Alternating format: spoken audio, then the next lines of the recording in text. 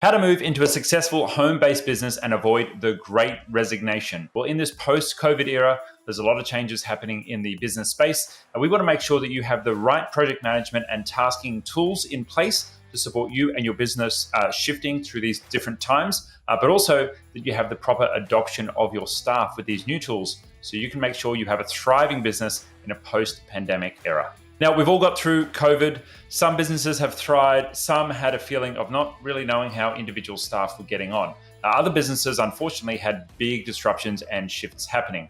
Now, thankfully, we're all starting to get back to some form of normal, and we may or not be there yet, but businesses are emerging. However, our work is forever changed. The shifts that we saw a number of years ago in shifting towards remote work that we thought were going to take about 10 years all happened literally in 90 days. And businesses are still in a little bit of shock, trying to work out how can I navigate the new normal.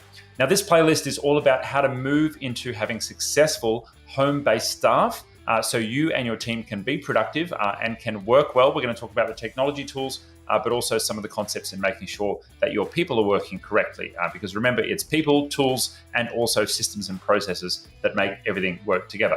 So we're going to talk about what the barriers are to working from home and actually thriving, because we've been working from home since way before the pandemic, over 6 years now, and we've got over 50 employees all working from home. And so we spent quite a lot of time kind of fine-tuning and getting things working really well from home, and we want to share some of those secrets with you. So some of the things that are pretty obvious to start with are making sure that you've got the right project management and tasking tools set up. Now, what these are going to help you with is to make sure you can handle new and existing customers without having to micromanage your team. When you're sitting in an office, it's pretty easy to kind of like overhear conversations, maybe hear a team member talking on the phone, or you can just kind of check in with someone and ask what they're up to. Whereas when we're working from home, if you're using a tool like Google Chat for instant messaging, pretty quickly that can become pretty distracting, and that can also interrupt your team when they're trying to get work done.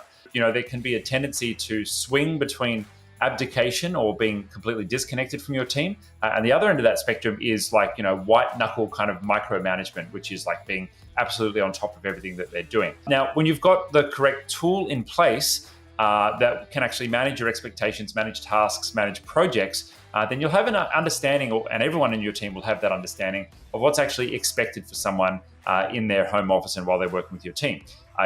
The worst thing you want is, or the worst thing that could happen is someone sitting at their kitchen table with a computer, like not quite knowing what they're doing or not being on task, but also potentially, let's say they're sitting there and they're half doing their kids' homework and they're half doing your work and the boundaries are all blurred and kind of like messed up. You really don't want any of those things to happen. Once you've got your team kind of like on board and set up at home with all the basic setups, and that's like dedicated workspace, dedicated computer, dedicated tools to make sure that they know what work they're going to be doing. Well, how do we actually make sure that we empower the team to use these tools and we make sure that the team are actually going to be not only productive, but also engaged in their work? Well, that's where having training for actually, making sure that your team are engaged with the tools and the work is really important. And for you as a business owner, this is either going to be like a reactive process or it's going to be a proactive process. If you want to be as productive as possible, ideally, we want to have a proactive stance in actually training and engaging our team to work properly with the tools that we have, and then also make sure that we're reporting back and making sure that the work is actually going to be getting done. So we're going to do a bit of a deep dive into some different concepts here. There's more videos in this playlist, so stay tuned for more. But thanks very much for joining. If you're not already a subscriber, hit that subscribe button so you can make sure that you get access to all of our videos. And if you're liking this content, give us a thumbs up.